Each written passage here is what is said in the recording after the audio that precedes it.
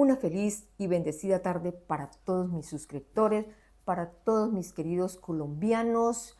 Antes de iniciar con el tema, como de costumbre, les quiero recordar para que me sigan apoyando, suscribiéndose al canal, aprendiendo derecho, viendo todo el contenido del video, también activando esa campanita para que cada martes reciban el contenido de un nuevo tema, le den like a los videos, dejen sus comentarios y me sigan en mi página de Facebook.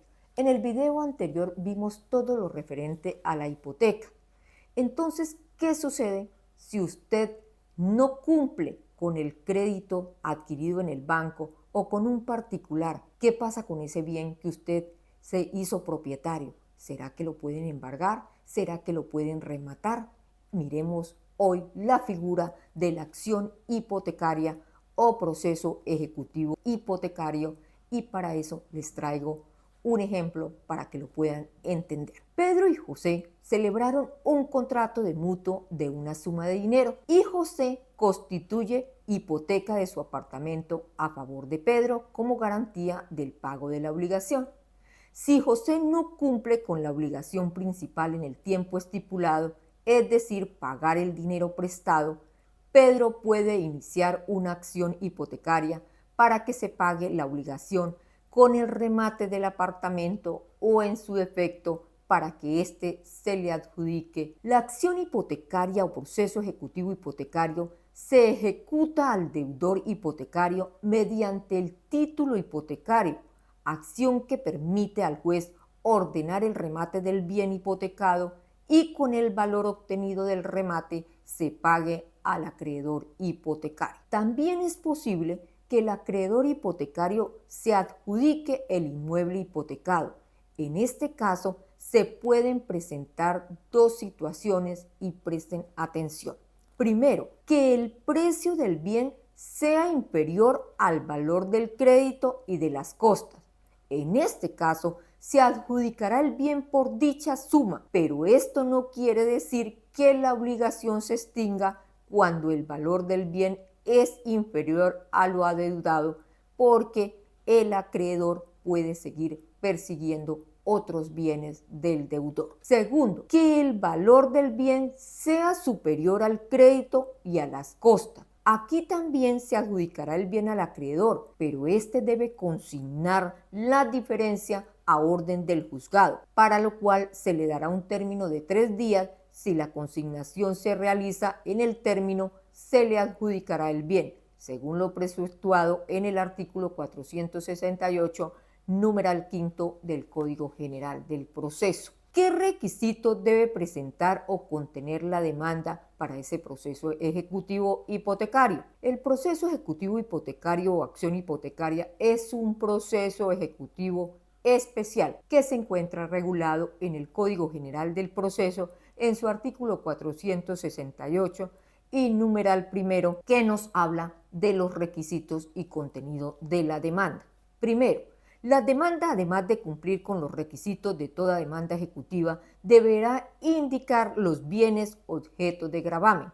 Segundo, a la demanda se acompañará el título que preste mérito ejecutivo, así como el de la hipoteca o prenda.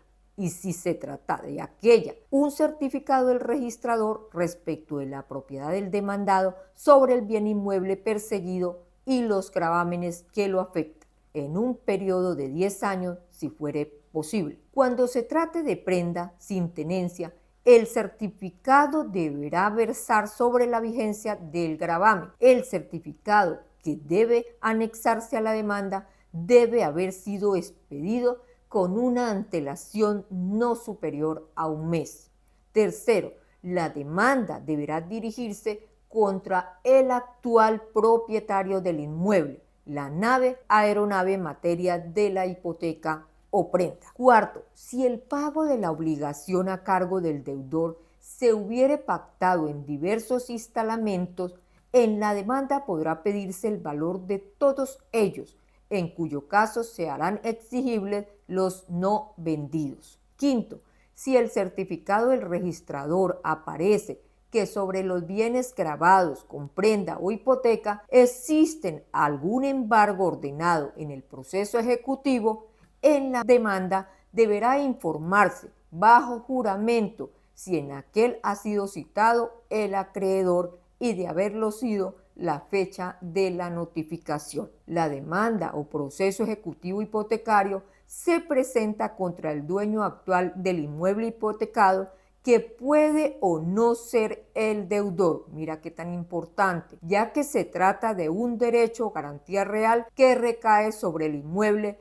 y no sobre la persona que funge como deudora. ¿Cómo procede el embargo y secuestro en un proceso ejecutivo hipotecario? El juez ordenará el embargo y secuestro del bien hipotecado en los términos del numeral segundo del artículo 468 del Código General del Proceso, así. Simultáneamente con el mandamiento ejecutivo y sin necesidad de caución, el juez decretará el embargo y secuestro del bien hipotecado o dado en prenda que se persiga en la demanda. El registrador deberá inscribir el embargo aunque el demandado haya dejado de ser propietario del bien. Acreditado el embargo, si el bien ya no pertenece al demandado, el juez de oficio tendrá como sustituto al actual propietario a quien se le notificará el mandamiento de pago. En este proceso no habrá lugar a la reducción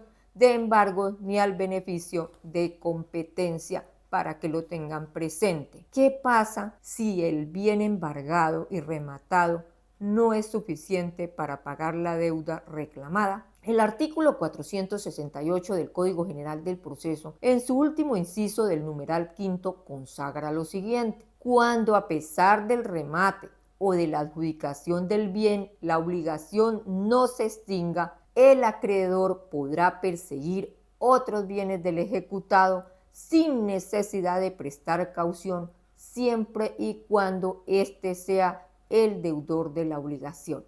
Ya se los había dicho al comienzo, para que por favor lo recuerden. Tenga presente que la deuda solo se extinguirá si es pagada en su totalidad con el bien hipotecado, y si ese no es el caso, se sigue debiendo el excedente. Es por ello que cuando un banco embarga una casa hipotecada, muchas veces el deudor pierde la casa y aún queda debiendo al banco, que buscará cobrar mediante otro mecanismo como el embargo de salarios, cuentas de ahorros y otros bienes que tenga el deudor. ¿Cuándo prescribe la acción hipotecaria? El artículo 2537 del Código Civil determina lo siguiente: la acción hipotecaria y las demás que procedan de una obligación accesoria prescriben junto con la obligación a que acceden. Hay obligaciones que prescriben en 3 años